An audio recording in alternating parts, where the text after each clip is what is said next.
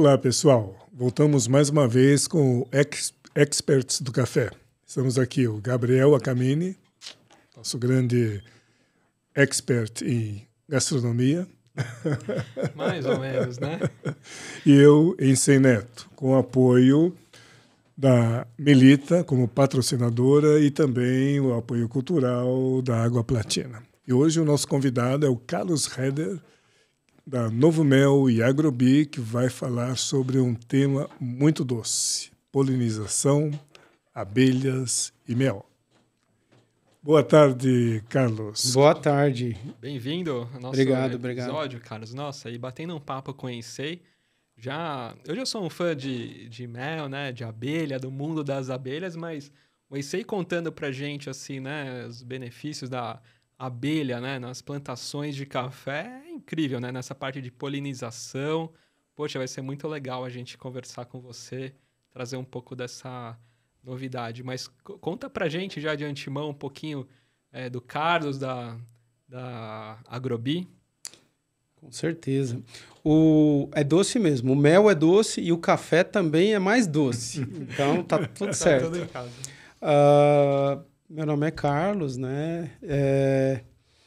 Na década de 80, minha mãe resolveu ler um livro chamado Sugar Blues. Esse livro, ele fala que não se deve consumir o açúcar. E ela disse, então, vou consumir mel. E arranjou 3 ratos de laboratório para fazer os testes das formulações. Então, ela inventava o pão feito com mel, o bolo feito com mel manjar, o pudim, tudo feito com mel. Né? Nos primeiros anos a gente sofreu, depois as receitas ficaram boas. Ou seja, você está de frente a um dos ratos de laboratório. Aí, né? Éramos 3 ratos. Agora já não está mais em teste, já está funcionando. Mas... E ela, então, nessa época, ela fez o curso de apicultura e aí começou a produzir em casa. A gente morava na Granja Viana, que em 1980 era quase um retiro hippie. E aí a gente produzindo mel. Minha mãe é física nuclear. Ela estava, na época, como assessora do Dr. Paulo Nogueira Neto, que é um dos grandes, a gente chama de abelhudos, né? Um cara de muito respeito que desenvolveu a apicultura aqui e é um dos grandes pensadores da apicultura do Brasil. E ele estava na Secretaria do Meio Ambiente, SEMA, que foi o órgão que foi criado, que gerou o Ministério do Meio Ambiente. E como a gente estava naquela época, nos anos 80, criando as usinas nucleares, eram alemãs, minha mãe fala alemão, ela é da física nuclear e ainda era abelhuda. Então, ele disse, vamos criar um projeto de você estudar com a abelha e os produtos da abelha como bioindicador, o entorno nuclear de Angra dos Reis. Então ela disse, tudo bem, doutor Paulo, mas eu precisaria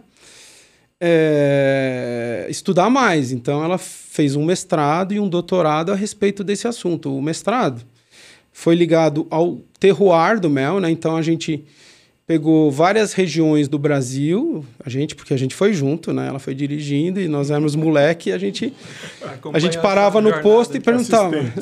Por aí. A gente parava no posto de gasolina assim, tem um apicultor aqui? Ah, tem o Zé do Mel. E aí anda 5 quilômetros para lá, 5 para cá e tal, até encontrar o apicultor. Aí a gente comprava um pouquinho do mel e pegava o solo do local, né? E esses locais eram todos pré-meditados, né? Com uma diferença de solo muito grande. Então, a gente foi do oeste do Paraná ao sul de Minas, pegando as amostras de solo. E o estudo foi da correlação entre os minerais do solo e os minerais do mel. E é positivo, quer dizer que quando você está comendo mel, ainda mais do Brasil, que é do mato, você está comendo o solo e todo aquele terroir, né? Então, é muito interessante, é muito bom para a saúde.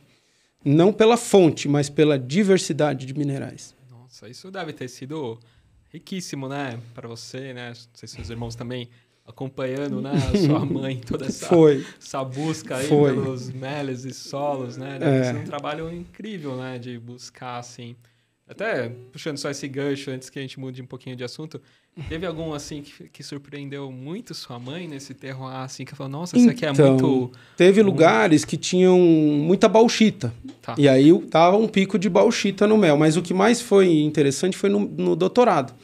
Porque o doutorado ela não fez sobre radioatividade, porque a radioatividade natural aqui é baixa, né? Lá teve Chernobyl na Europa. Então choveu radioatividade. Quando você vai em algum lugar colher cogumelo, você tem que medir ou coisas parecidas, caçar um animal, tem que ter a medição. Então, ela analisou o mel de Chernobyl, ela analisou o mel naturalmente contaminado, porque lá tem.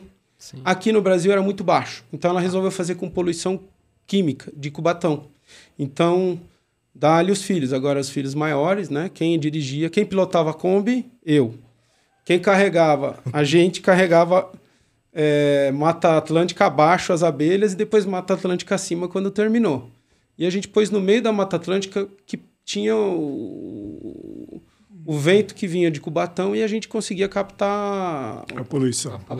As partículas. As partículas. E aí era muito nítido isso, essa poluição que atrapalhava na contaminação do mel, era muito grande. Não é grande, né? Porque senão a abelha morreria. Tá. Mas o interessante foi quando a gente pôs num lugar que era perto do zoológico, que tinha uma mata, esse sim estava com um pico de minerais que a abelha colhia na água e que as plantas tinham um pico de mineral também por causa da alimentação de ração dos animais do zoológico. E isso foi bem interessante. Então, é uma contaminação que não tem problema, mas você vê uns picos de alimentação animal. Devido às rações... Devido à ração do zoológico e a abelha estava ali perto. Quer dizer que a abelha é um super indicador biológico. Nossa, que incrível. É bem legal mesmo. Pois é. E daí ela começou, então, a empresa, né? Então, no mestrado, a gente produzia em casa. Produzia mel, produzia própolis. E um japonês gostou muito da qualidade do nosso própolis. E aí... Em 94, a gente abriu uma empresa para exportar para ele. E desde então a gente está aí, lutando para poder entregar o melhor mel da nossa família para a família de todos, né? Inclusive, hoje a gente vende produto acabado com a marca Novo Mel no Canadá, nos Estados Unidos, na China, né? Vendemos produto para a indústria, para a Europa, para o México, para os Estados Unidos, para o Canadá, até para o Egito. Caramba. E estamos tentando agora entrar na Europa, né? Com um approach de mel de alta qualidade para alta gastronomia. Nossa, que bacana. Nesses que você exporta, assim, tem algum que esse pessoal de fora, assim, valoriza? Ou tem um tipo específico de alguma região aqui do Brasil que eles brilham os olhos? Ou em geral, assim, são todos? Olha... O problema dos méis que são vendidos lá é que são muito homogeneizados, então vira muito padrão. Tá. A gente vende como se fosse um whisky single malt. Entendi. E de 1 ou 2 apicultores só, de uma origem floral. Então acaba ficando muito diferenciado e a gente tem uma variedade. Então a gente manda um mel mild, assim, mais tranquilão, um mel médio e um mel mais forte. Entendi. E aí a gente consegue agradar todos os sabores, né? Tá. Então, assim, tem um que o Ensei gosta, que é o mais trabalhado possível, que é um mel fantástico de sabor. Muito floral, muito saboroso, assim, né? Então, cada um gosta de um. Isso a gente tem feito alguns testes e esse é o perfil. Mas todos são muito diferentes. Muda muito, né? O terroir acaba mudando, né? Não o terroir, mas também o que tem em volta daquele ponto, daquela... apicultor, né? O que você falou, né? Isso é o que muda muito. Cada ano muda, porque assim, o Brasil já tem 14% da diversidade de árvores do mundo inteiro. E aí, nesse ano, aquela flor deu, nesse ano, aquela flor não deu. Então, por exemplo, uma vez eu fui comprar mel de laranjeira e o mel de laranjeira, ele veio vermelho. Nossa. Sabor tradicional do mel de laranjeira, mas veio vermelho. Pegou um matinho no pé da laranjeira que era vermelho e o mel ficou ruivo. Olha... Que bacana. É bem interessante. Uau. Que legal. Responde mesmo, né? Sim. Então... E aí, nesse meio tempo, obviamente, se você tem mel, precisa da abelha. E aí surgiu, então, a Agrobi. Então, não, tem muito caminho ainda. Então. A Novo Mel, ela surgiu oficialmente em 94. Tá. De 94 a 2004, eu ajudei minha mãe, mas ela tocou o negócio com o meu irmão e tudo, né? Mas em 2003, a China ela foi proibida, foi embargada de exportar para a Europa. E teve uma taxa antidumping nos Estados Unidos e o preço do mel explodiu, porque os alemães estavam precisando de mel e foram comprar daqui do Brasil. E arrancaram metade do volume do mel. Então eu fui ajudar um pouco lá, na Novo Mel, eu trabalhava na iniciativa privada, e eu vi o potencial, eu fiz um planejamento estratégico e vi um potencial da exportação, e fiquei maluco, pedi as contas e fui trabalhar com a mãe, né? E aí a primeira coisa que eu fiz também foi ir na associação, né? A entidade, a ABMEL, a Associação Brasileira de Exportadores de Mel. E aí também fiz um estudo estratégico e descobri justamente a polinização. E aí eu descobri também que a gente tem um monte de eucalipto que a gente poderia pôr abelha, gerar emprego e ter uma área socialmente mais ativa. Já tem muitos projetos interessantes, mas eles podem... São 10 milhões de hectares, né? Então, hoje, a gente poderia ampliar bastante isso. Então, é eucalipto. Segunda coisa, aumentar a técnica utilizada pelos apicultores. A gente conseguiria melhorar muito. Nossa produtividade é mais ou menos 15 quilos por colmeia por ano. Dos argentinos, que já são bem profissionais, é mais ou menos 35 a 40. Nossa, que diferença, cara. Dos australianos, é 100 e poucos. Na média do estado, da Western Australia, assim, por colmeia? Por colmeia. E os profissionais australianos é 350. Nossa. Eles fazem 8 floradas. Um dos únicos locais no Brasil que eu vejo potencial disso é no Mato Grosso, que eles conseguem produzir as 8 floradas. Porque eles têm o Pantanal e depois tem soja, depois tem crotalária, algodão e mais alguma coisa, chegaria perto. É um dos lugares mais punjantes para a apicultura que eu vejo. O que se deve a ter tanta florada e até essa produção são as plantações e as rotatividades do entorno? Então, o mato, que dá 6 meses de mel no mato, e depois as plantações, que se você implantar a teoria da polinização assistida, que é só durante a florada, você põe a abelha e tira, aí você consegue essas 5 a 7 floradas lá no Mato Grosso. Caramba, é um pouco do que a Argentina, o que a Austrália vem fazendo? A Austrália, sim. Os profissionais da Austrália chegam a fazer 8 safras por ano. Nossa. Loucura. Impressionante. Isso tudo devido a essas condições que eles têm.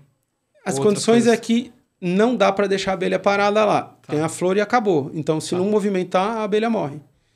É meio igual no Nordeste. O Nordeste é riquíssimo. É um dos melhores lugares do mundo para produzir mel. Só que são 3, 4, 5, 6 meses que chove, tem flor. E depois a abelha fica com muita fome. Ou você muda de lugar ou você tem que alimentar. Entendeu? Então Brasil é o melhor lugar do mundo para pôr abelha. São 66% de mato, do jeito que Cabral encontrou, que você poderia produzir mel orgânico de qualidade. Né? Então, tem a capacidade de expandir muito. E tem formas, é curiosidade, assim, pura, né? Não sei se eu estou viajando, mas tem como alimentar ela de uma forma induzida, assim? Por exemplo, às vezes está perdendo uma florada, ou ajudar nessa alimentação? Quando falta, tem muitas técnicas. Não falta tecnologia. Entendi. Tem técnicas que não são aplicadas.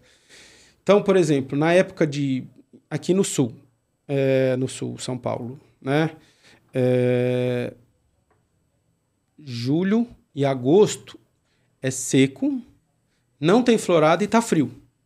Então, você teria que suplementar a alimentação. Então, você dá um bife de proteína, que pode ser de soja, ou pode ser de alguma proteína natural, ou até pólen de abelha, mas é mais caro. E aí, você também tem que dar uma comida calórica, que é açúcar, glicose ou alguma outra coisa. E depois, você tem um sistema que a abelha tem, que ela é como se fosse um estagiário numa firma de consultoria. Ela começa por baixo. Então, ela é primeiro uma abelha que vai limpar. Depois é uma abelha que vai produzir... A glândula dela de geleia real começa a se desenvolver. Depois primeiro ela vai limpar. Depois ela vai ventilar. Então ela vai aproveitar as asinhas e ganhar força. Fazer ventilação. Para quê? Para secar o néctar. O néctar chega com 20% de glicose e frutose e sacarose. E aí ela seca até chegar a 80%. Você não sabia que tem essa parte de secar. Só com batimento? Batimento. E trocando de boca em boca e pondo as enzimas, né? Então ela tira, põe a enzima, devolve e a seca. Interessante. E ela também é um ar-condicionado ambulante, né? A caixa. Tá acima de 30 graus, ela bate a asinha e ela asperge água para resfriar o sistema. Nossa. É incrível. Incrível. Genial, né? É genial. Caramba. E aí, então ela vira... Ela é faxineira, depois bate a asinha, né? Depois ela é nutriz, então ela começa a dar o leite das abelhas, que é a geleia real. Depois ela é construtora, porque a parte da cera começa a produzir. Depois ela vira guarda, isso são 30 dias. E os outros 30 dias ela fica na rua, que é a operária que vai coletar tudo. Né? Então é daí que vem. Metade da colmeia está dentro da colmeia, a outra metade está na rua coletando néctar, própolis e mel. Caramba, que bacana. Muito legal. E aí que surge, depois de tudo isso, inicia-se um pouco? Então, em 2004 eu descobri a polinização. A gente tem um número novo aí para o potencial da polinização. Só laranja, soja e café. Só se a gente polinizasse tudo no Brasil... O valor da polinização seria o quê? Quanto a mais de soja, quanto a mais de laranja e quanto a mais de café produziria. É gigante. 43 bilhões por ano daria se a gente polinizasse, pusesse abelha na soja, laranja e café. Então você colocou o valor em cima da produção extra. Suplementar. Suplementar. 43 bi. Né? Essas três culturas. Só essas três. São as maiores. Acho que até dar um passo antes, assim, acho que até explicar para quem está ouvindo, né, um pouco desse trabalho que a abelha faz de polinização, né? Explicar para quem às vezes não conhece, né, o quanto que a abelha, até mesmo, depois a gente vai entrar nesse assunto, né, de quanto que ela pode sofrer, né, e sofre, ou morrer por agrotóxico e outras coisas, mas explica um pouquinho desse trabalho de polinização da abelha para quem está escutando. As plantas, elas foram se desenvolvendo desde uma célula até quando elas viraram a samambaia. A samambaia, como é que ela se multiplica? Ela pega e faz uma sementinha, a sementinha vai com o vento. Tá. Então, e qual que é a coisa mais importante para o ser humano ou para algum animal, para alguma espécie? Adaptação. Então, como é que foi o grande salto adaptativo das plantas? Quando criaram as flores. Porque daí tinha uma vespinha lá há 100 milhões de anos e essa vespinha começou a ir nas flores, verificar que tinha néctar e começou a ir de flor em flor. Então, o que era só o vento? Né? Começou a ter troca gênica entre as flores e começou a ter evolução mais rápidas e mais distantes, porque tinha um apêndice voador, né? Antes era só voava com o vento. Agora a abelha ia... parece um míssil, teleguiado a abelha. Se você for ver uma abelha indo numa flor, né, eu tenho a foto que depois eu posso mandar para vocês. Interessante. A foto da vespinha, 100 milhões de anos. Tem a foto da flor, como é que ela é vista pelas abelhas. E assim, é perfeito o sistema. Mesmo que os agrônomos falem que é autógamo, quer dizer que se autofecunda a flor do café, da soja e da laranja, para que ela gera um trabalho intenso de ter néctar se é autógamo? Então, não precisaria, mas precisa, porque em épocas de necessidade, como muito calor ou muito problema, ou em épocas de adaptação, precisa de genes diferentes, a abelha ela entra com essa parte aí e pode ter um ganho de qualidade, produtividade e também gênico, né? Então, assim, o que é a abelha? Antigamente, vamos pensar que era um pequeno sítio. Aí tinha uma laranjeira, um café, uma melancia, alguma coisa, né? Aí tinha uma colmeia só no sítio, vamos dizer, natural. Só que era a flor de um cafezal, aí as abelhas iam. Aí tinha jabuticaba 2 semanas depois. Depois tinha laranja, mais 2 semanas depois. E aí as abelhas eram suficientes para polinizar e sobreviver o ano inteiro, né? Isso acontece hoje no mato. No Brasil, praticamente, as abelhas africanizadas, que estão aqui na América do Sul e Central, elas sobrevivem naturalmente. Nos Estados Unidos, na Europa e na China, não tem muita abelha natural, porque as abelhas europeias estão com um problema grave de seleção e eles estão muito fracas, precisa pôr antibiótico todo ano. Tem as abelhas ali no sul, na Índia e no Vietnã e tal, que são as abelhas asiáticas. Essas vivem penduradas nas rochas, assim. Mas as africanizadas, são as melhores, né? Depois eu posso contar a história. Mas no sítio tem abelha suficiente, né? E aí o conceito que a gente trouxe foi dos Estados Unidos.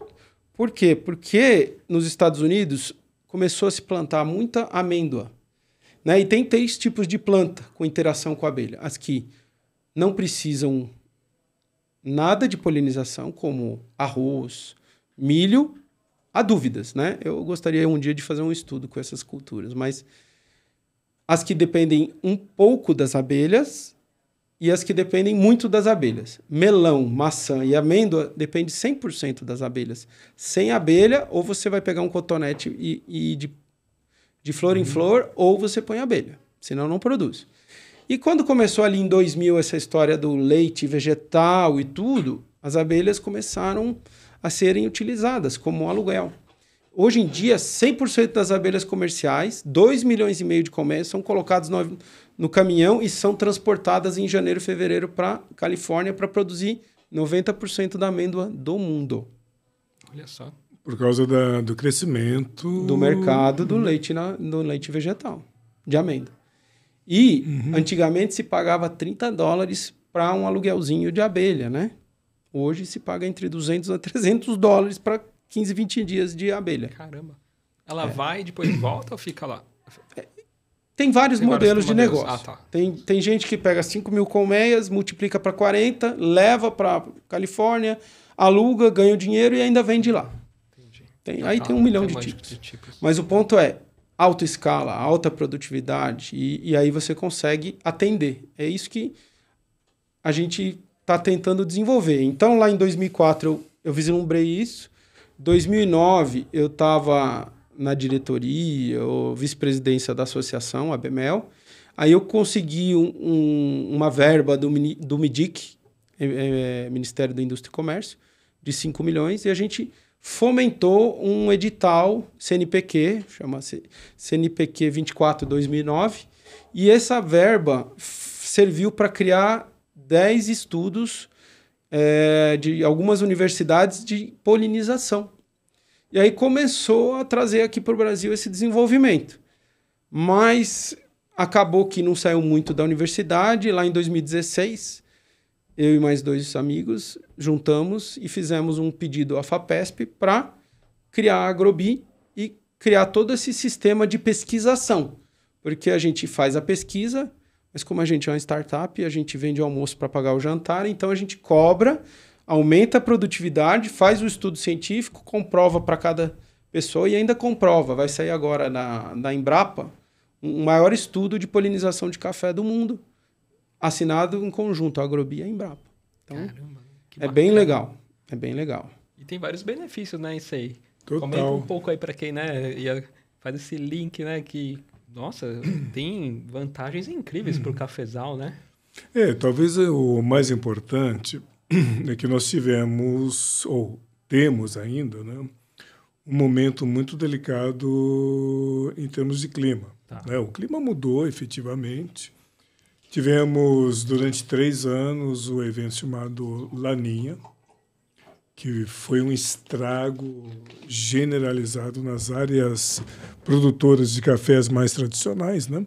E o pessoal teve uma perda sistemática de produção, sabe? Então, e onde houve uma polinização com as abelhas, no momento da florada, houve um ganho. Inclusive, naqueles momentos mais críticos, que foi há 2 anos atrás, quando houve a geada, porque toda vez que você tem a geada, o resfriamento, assim, o frio, ele é sempre um ar-condicionado. Então, ele desidrata, você tem uma perda da umidade do ar, então você passa a ter um clima extremamente seco. E o clima seco ele é muito problemático porque aí as diferenças de temperatura elas se tornam monstruosas, né? Que o pessoal chama de amplitude térmica, que é a diferença entre a mínima e a máxima. E aí vem um grande desafio, porque o problema não é a mínima, mas é a máxima.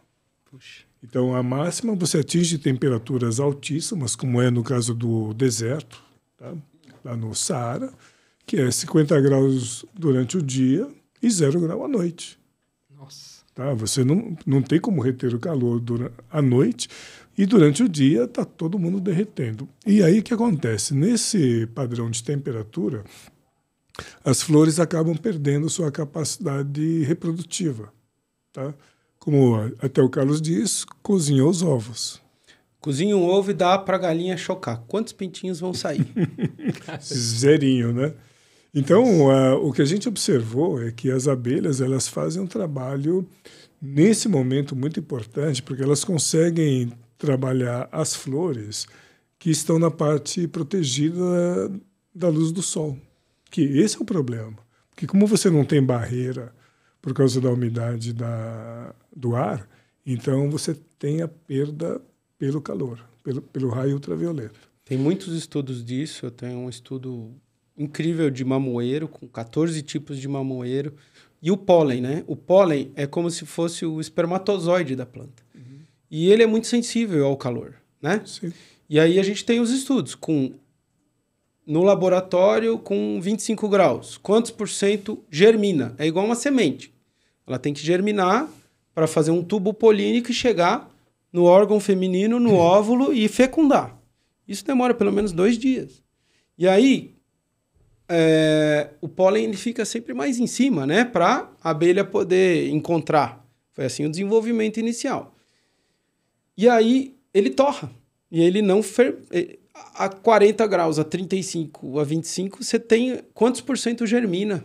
E exatamente você consegue verificar. Existe uma queda sensível, assim, muito grande, né? Agora, talvez isso é um momento crítico, tá? Mas tem um outro lado que é muito importante, que é o seguinte, para todo mundo que é vivo, que é o caso, inclusive, aí dessas frutas, como o café, mesmo da soja ou da laranja, como o Carlos comentou, o que interessa é o momento de partida, que é justamente a fecundação. Fecundou bem, vai tudo bem. Quer dizer, a chance de você ter frutas ótimas ela é muito maior do que quando não tem. E aí vem o segundo, digamos assim, efeito muito importante das abelhas, é porque o cálculo, por exemplo, que os técnicos, né, todo o corpo técnico da Agrobi faz para você ter um número correto ou ideal de abelhas no campo nesse momento, ele faz com que a fecundação ela seja não só mais eficiente, mas também ela é mais uniforme. Porque você consegue sincronizar a fecundação. Entendi. É como se fosse todo mundo ao mesmo tempo. E qualidade é uma questão estatística. Quer dizer, quanto mais próximo for o momento que todo mundo foi fecundado, vão ficar todos mais parecidos. É que nem o caso dos gêmeos. Ó, os gêmeos nasceram naquele dia, diferença de alguns instantes, por isso que eles são parecidos. Muito legal. Até na colheita, né? Então, na colheita você não vai ter café... Verde, né? Você vai colher todas cerejinha no ponto lá, perfeito. Eu tenho um bom exemplo. Como eu estava explicando, as abelhas têm metade fica dentro de casa e a outra metade vai para a rua, que são as operárias. Primeiro de tudo, ninguém entende que a gente tem que demorar pelo menos 2 meses para criar todo esse processo para ter um monte de gente para ir para a rua.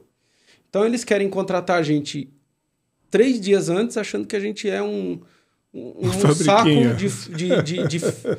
de adubo que você tira do negócio, joga no chão e está resolvido. Não, eu preciso de 3 meses para preparar os apicultores, porque senão os apicultores eles vão colocar no meio do mato para produzir, por exemplo, nessa época do café, um mel de cipa-uva, e aí as abelhas vão estar produzindo mel pesadas no meio do mato, sem logística. Aí eu vou levar para o café, eu não consigo. Então eu tenho que 3 meses estar preparado. Fora isso, preciso ter todos os ciclos de todas as fases da abelha para ter um monte de campeira. Chegando lá, eu ponho, por exemplo, 5 colmeias por hectare de café. Por quê? Segundo nossos cálculos em SEI, né, tem 15 milhões de flores por hectare. 15 milhões. E aí, para a gente polinizar 15 milhões de flores, ou a gente traz 1 bilhão de chineses para fazer isso, porque não tem gente suficiente no Brasil, ou a gente pega e põe 5 colmeias, que vão ter metade, né, 30 mil abelhas operárias, vezes 5, 150 mil, e aí 100 visitas por abelha, tá de bom tamanho, você consegue fazer as 15 milhões num dia. No primeiro dia de polinização, você fecunda todas. Entendi. Independente se ela é autógama ou não, elas ganham uma dança da abelha ali em cima da flor. Então, cada colmeia tem mais ou menos 30 operárias. 30 operárias. 30 mil operárias. Tá, então, na verdade, ela tem como se fosse um back-office. 60 mil, porque 30 tá dentro da, sei lá, fica na região ali. Essas são as boas para fazer a polinização. E quanto que é? É mais ou menos 2 quilômetros que a abelha consegue chegar? Tem uma média? Vou fazer uma provocação para você. Tem uma padaria muito boa na sua casa ali, mas é vizinho. Aí tem a 3 quilômetros tem uma padaria da mesma coisa que vende o mesmo pãozinho. E você só pode andar a pé. Qual que você vai? Na pertinho. Na pertinho, né? Sim. Por que a abelha vai gastar tempo e energia para ir num lugar mais longe? Agora... Se não tiver, aí é necessário. Se ela só souber o caminho da padaria longe, por isso que tem que ter uma estratégia bem definida de polinização. Sim. Os apicultores geralmente põem na laranja, em outros lugares, para produzir mel. Então eles põem muito tempo antes e muito tempo depois, e daí a abelha acaba nem indo muito no café, porque já sabe a padaria boa ali, tem o cipa-uva naquela época, em Minas tem muito, aí fica no cipa-uva e esquece do café. Então precisa ter uma estratégia bem definida, uma guerra logística para chegar. Nossa. Chove, 4 dias depois a gente tem que já pegar a abelha e já colocar 1 dia antes da florada, e a florada dura 4 dias. Então, é uma guerra logística. Para saber aonde vai chover, em que fazenda e poder. E esses são os técnicos da Agrobi que fazem todo esse trabalho aí de tanto de dimensionamento, quanto de colheita, quanto de análise da situação e acertar a época certa de pôr, porque são 4 dias de polinização. É muito curto no café. Como diz o pessoal, uma bala de prata. Você não pode errar o tiro. Verdade. E se errar, você perde a oportunidade de que se tiver mais um laninha, aquelas flores vão se perder. E um índice que você pode ver, segundo os dados que o ENSEI passou para a gente, o normal de ter moca. Moca é uma porcentagem, tem X de moca. Patrocínio ali no Cerrado Mineiro tem que ter 8% de moca. Sul de Minas, menos do que 3%. Historicamente, esses últimos anos, teve a média de 20% no sul de Minas e tal. E moca, o que é? É quase como que se fosse uma barriga de aluguel que era para dar gêmeos e no final deu um sozinho. Então, você perdeu 50% da sua produtividade. Então, se você pega 20% de moca, você poderia produzir 20% a mais de café. Não, né? 10% a mais. Metade. Não, 20 de moca. Aí você tem mais 20. 10 de moca, mais 10. E aí, ainda melhora a qualidade. Agora, eu conheço gente que teve 35 de moca. Nossa. Nesse ano de fico. É muito. É porque realmente vira o 2. É 1, 2. É mais ou menos isso. Você perde 50%. E com o trabalho de polinização, ele poderia justamente ganhar isso daí. Não. Minimiza. Não vai fazer milagre, mas vai minimizar. Melhora muito. E áreas que estão com estresse hídrico, estresse de temperatura, a gente também verificou uma melhoria na qualidade que salva o produto. Assim. Realmente... E é o que você falou, né? Você estava comentando lá que você consegue ter, né, a qualidade, né? Todas as cerejas mais uniformes, o café, e isso vai levar à pontuação, né, desse café. Exatamente. E levando a um outro patamar, né? Então, mais doçura, entre outras mas coisas. Principalmente devido à uniformidade. A uniformidade desses talhões, né? Exatamente. Tá? É quase como pegar um caqui que está quase maduro e um maduro. Esse não foi polinizado. Quando você põe a abelha, todos ficam maduros. Aí ele não fica pegando na boca, né? Que bacana. A segunda coisa, quando você faz o trabalho depois de pós-colheita, você também reduz a quantidade do quase maduro e também você melhora o serviço, né? Então, você acaba reduzindo o custo. Na verdade, você tem menos perda.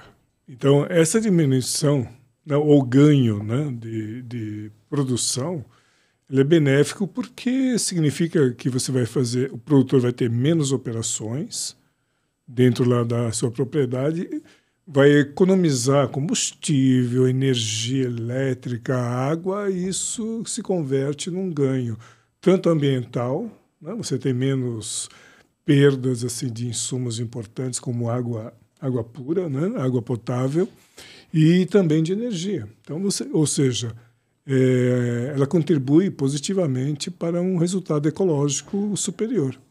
Nossa, muito legal. Aliás, falando em resultado superior, vamos aproveitar e fazer o nosso café? Com certeza. Vamos dar esse break aí e servir um café excelente aí para o nosso convidado. Bom, então agora nós vamos preparar um café bem legal. E que café é esse, Sensei? Então, novamente, vai ser um chapadão de ferro, que é um café de região vulcânica. Vulcânica, né? Poxa. Lá na região do Cerrado. No município de Patrocínio, e que você consegue perceber a questão de mineralidade. Tanto que a gente vai fazer, existe uma comparação que você vai poder fazer com essa água, que é a mesma água que nós estamos preparando, e ela fica diferente, você bebendo antes e depois do café. Então, essa é a parte legal. Esse café você consegue adquirir com facilidade, porque faz parte também aí da linha de cafés da Melita, então ele é bem fácil de encontrar se você quiser experimentar algo assim. Né? Então, só para você ter uma ideia, eu creio que se tivesse abelhas também nessa área seria muito interessante. Porque é uma região que, como ele tem mais minerais, o teste que o pessoal faz é o de nível de como é que fala? Magnetismo que você tem no solo. Porque quanto maior o nível, mais minerais você tem, ainda mais do núcleo que é ferroso. Né? Tanto que essa área, até final dos anos 80, a aeronáutica proibia sobrevoos nessa área, porque a bússola, naquela época era bússola analógica, ela ficava doida. Tanto que quando você vai lá dentro, tem onde é perto da boca, que é um lago, a bússola começa a girar. Caramba, que doido. Então isso significa que efetivamente tem mineral. Né? Ou então através desse teste que é feito por equipamentos. Isso é muito colhendo o mel e analisando os minerais do mel. Também que é uma outra possibilidade. Exatamente. Tá bem? Então vamos lá, vamos beber. Servindo aí nosso delicioso café. Um café mineral. Tô até salivando. Então, Carlos, qual assim foi a primeira, não digo assim a primeira, mas que foi possível para o consumidor perceber os resultados sensoriais que as abelhas podem contribuir com alguma das culturas? Bom, um case que eu conheço é um case de marketing com insetos, né? E justamente aconteceu na Europa, né? A Holanda é um grande produtor de tomates, e aí a Holanda começou a produzir tomates com abelhas. Inclusive, é uma das empresas que investiu na Agrobi, porque ela é a maior polinizadora, uma das maiores do mundo, só que ela trabalha com bombos, que é um tipo de abelha maior zona, assim, que é uma mamangava grande, europeia, e não pode trazer para o Brasil.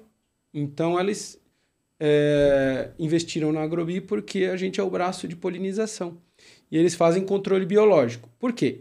Lá na década de 70 e 80, foi criada essa metodologia de polinizar os tomates e eles começaram a pôr uma etiqueta, produto polinizado. E o cliente final começou a ver polinizado, comprou uma vez, experimentou, aumenta o Brix, isso quer dizer que aumenta a doçura, o tomate fica maior, mais bonito, com maior qualidade e mais saboroso. E o cliente foi comprando. Hoje o mercado é 100% polinizado. Inclusive, por causa da convivência das abelhas no tomateiro, eles se transformaram em praticamente orgânicos e se desenvolveu toda a cadeia do controle biológico para poder suportar as abelhas ali. Então, a abelha é um indutor de sustentabilidade na cultura agrícola, né? Além de melhorar a qualidade. Então, o consumidor final percebeu isso. E no café, a gente quer criar uma linha que seja polinizada porque percebe-se o ganho, né, da qualidade. Não, isso é interessante porque para ocorrer a polinização, a abelha tem que estar numa área, entre aspas, limpa. Quer dizer, ela não pode ter resíduos de agrotóxicos, senão... Ela é um indicador. Vai embora. Se tiver um inseticida... Isso é muito interessante, que pode criar, inclusive, uma certificação viva, né? Uma certificação biológica. Olha, isso aqui ele foi polinizado, então existe uma segurança em dizer que aquela área estava limpa. E tem controle biológico, e tem polinizado, e você cria essa infraestrutura e acaba aumentando a sustentabilidade. E ainda tem uma coisa mais interessante. Hoje em dia, fala-se muito em sustentável, mas hoje em dia ainda está sendo muito ligado a custo. Você tem que fazer um custo em sustentabilidade. Agora, a polinização é exatamente um investimento. A gente fez, no primeiro ano, 4 hectares para testar, depois 125, depois 350, 650. E estamos colhendo esse ano um pouco menos por causa da crise, uns 300 hectares. Mas a gente teve entre 7, no pior ano, da média de todos os hectares que a gente fez, e 10 hectares, né? 10 sacas por hectare a mais só na produtividade, aliando isso à qualidade. E se a gente analisa que a gente tem um potencial redução de 1 tonelada de carbono por hectare de café só pondo abelha, você tem um investimento de 1 saca e um retorno de 7 em sustentabilidade. E ainda você está ajudando as abelhas das reservas legais e você ainda está ajudando os outros insetos que estão protegendo a tua cultura, que são os inimigos naturais. Então a abelha, ela puxa, é igual o tomate. Sim.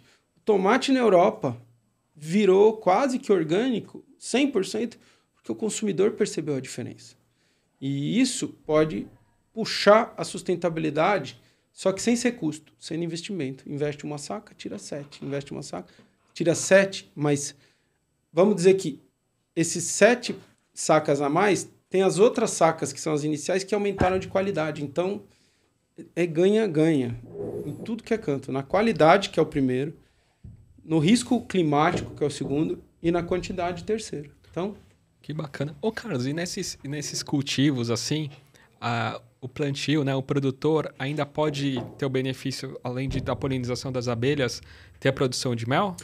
Alguns fazem isso? Tem uma maneira de trabalho que é o regenerativo, que fomenta a produção de abelhas no próprio local. O Brasil tem a legislação mais complexa, completa e melhor legislação ambiental do mundo, tá?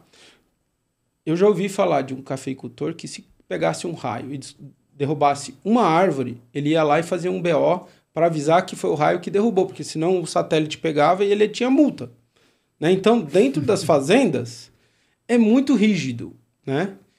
E tem o nome, tem o CPF e a multa vem. O IBAMA funciona, né? Nas fazendas legais. E aí, você tem geralmente aqui no Sul e Sudeste 20% de área de reserva legal, mata nativa. Vamos supor que você tem uma fazenda de 100 hectares de café e 20 de mato. Esses 20 hectares sustentam mais ou menos umas 40 abelhas o ano inteiro. Não, 40 abelhas naturais ali nos 20 hectares de mato. Naturais. Não, desculpa, 40 colmeias, quando eu falo abelhas, sim. mas colmeias. Colmeias. Conjunto de colmeias que sejam criadas ou que sejam as naturais. E aí, quando você vai pôr a abelha na florada do café, você precisa de 100 hectares, 500 colmeias. Então, essas 40 colmeias que estão no mato não suportam a quantidade de explosão floral de uma monocultura. Então, você sempre vai ter que complementar. Então, é muito positivo ter as abelhas, mas ela nunca vai ser suficiente enquanto que não for uma área de 100 hectares de abelhas e colmeias e mato para suportar 100 hectares de plantação. 100 para 100, para daí ter a quantidade certa. Senão, vai ter que sempre complementar, porque a quantidade numa monocultura de flores é muito grande. Não sei se deu para captar. Não. Sim. E você estava falando, a gente estava falando um pouco antes, né? Sobre tipos, né? De meles, o que está por perto. Essa engenharia é super complexa, né? Você estava comentando, né? Até eu fiz a pergunta, né? Quantos quilômetros que é a abelha, né? Então ela pode até estar no bastidor que você está comentando aqui até 20 quilômetros, mas geralmente é pouco menos que 1 quilômetro ela é o tradicional, né? Vamos dizer assim, para ela gastar menos do que ela vai coletar, sim. 1 quilômetro é o suficiente. Sim. Mas o ideal é quanto menos, mais, né? Mais sobra de energia para ela consumir depois. Se você pensar no vinho, que cada vez que o pessoal vai colher o vinho, tá numa maturação diferente, tá um ano diferente, e a pessoa ainda colhe a mesma variedade de uva, no mel é o contrário. Tá. Primeiro você vai lá e limpa a colmeia, aí você põe para colher o mel, aí você separa aquilo e faz a centrifugação separada. Para daí você fazer a análise e descobrir qual que é a origem predominante. Tá. Né? Porque o Brasil ainda é muito rico, são 14% de todas as variedades de árvores do mundo inteiro. Então, o Brasil é o lugar mais rico em diversidade de mel do mundo. Que bacana. E cada mel é um sabor diferente. Sim. É muito interessante. Mas aí, nesse caso, é muito interessante isso que você colocou. Aí vem uma pergunta que eu acho que fica bem coerente. Desses meles de grandes áreas, existe algum especificamente que tem uma preferência do consumidor? Olha, em São Paulo, o mel de laranjeira e eucalipto são os mais conhecidos monoflorais. Antigamente, em Minas, a gente tinha muito mel de açapeixe, né, que é a sujeira do pasto, que dava assim julho, agosto. Mas agora já não tem mais, né? Tá bem reduzido o açapeixe. Mas, na verdade, é quase como que perguntar que arroz e feijão que você gosta mais. Cada casa tem seu arroz e feijão. Então, cada mel da sua infância. Então, a gente vai em Minas, a gente dá um melzinho de açapeixe, o pessoal fala, ai, me lembra quando eu era pequeno. Aí você vai em São Paulo, de laranjeira. Você vai no sul, é outro. E aí por diante. São milhões de tipos de méis. Méis ou meles, os dois são corretos. Tá. E a coisa mais importante existe um teste para fazer. Né? Todos os testes do palito, de fósforo, da bolha, tudo errado. Não vale nada. O único teste que vale mesmo é o teste da tintura de iodo. Você pega o mel, pega 3 colheres mais ou menos de chá, a mesma quantidade de água, 3 colheres, então metade para metade.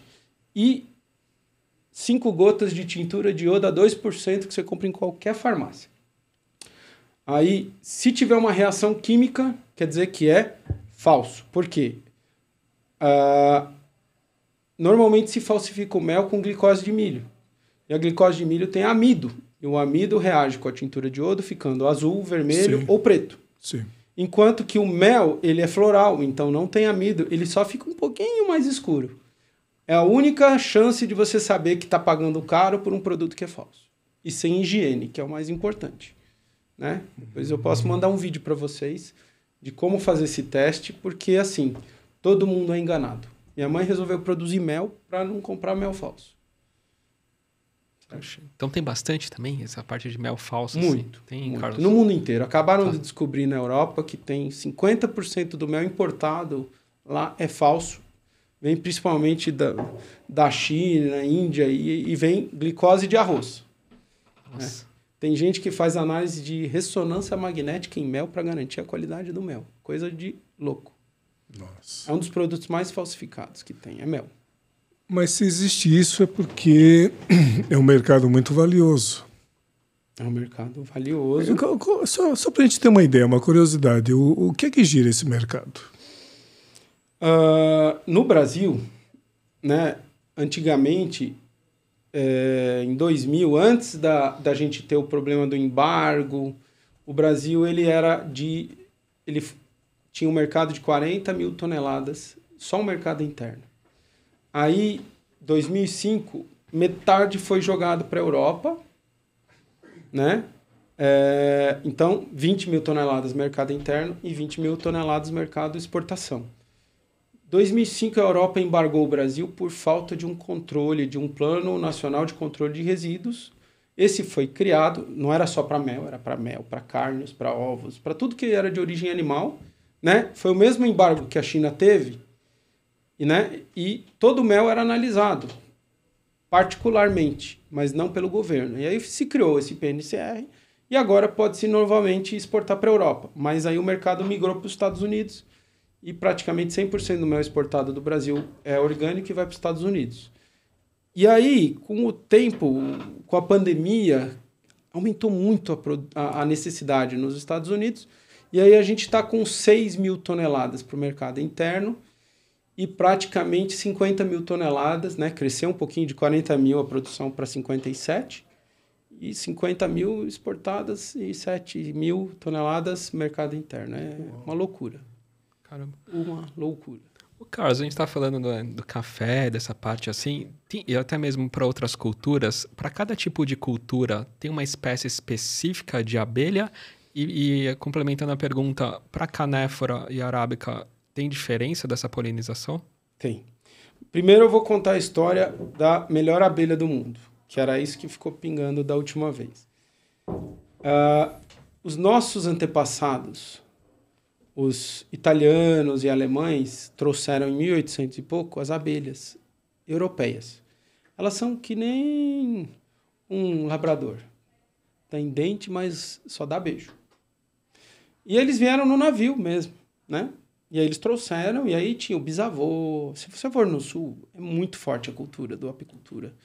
Os italianos e alemães produzem muito mel lá.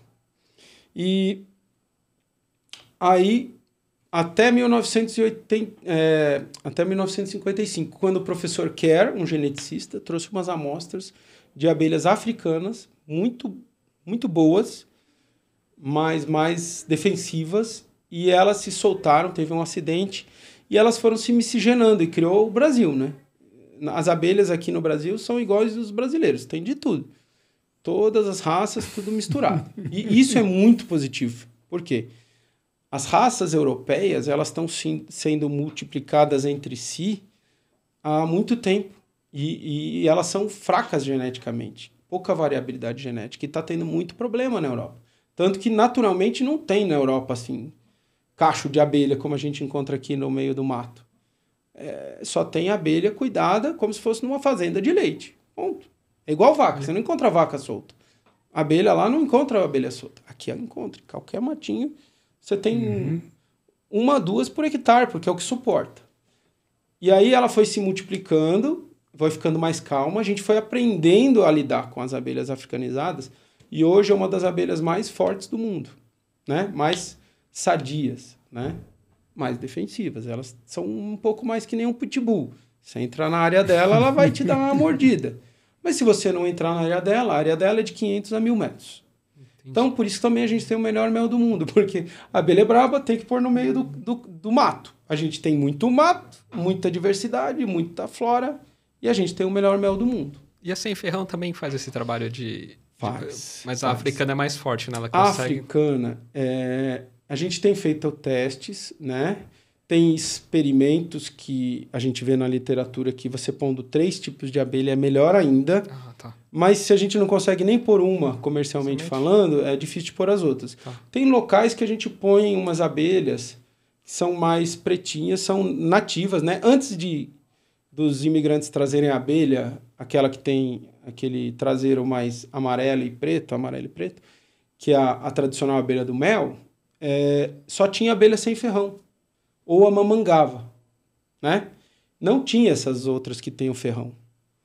A mamangava tem ferrão, mas a tradicional era só abelha sem ferrão, pequenininha, média, grande, mas elas são mais calmas, tem menos habitantes, então, enquanto uma grande tem 60 mil habitantes, 80 mil habitantes, a abelha do mel, chama Apis mellifera, as abelhas sem ferrão chega a ter 8 mil.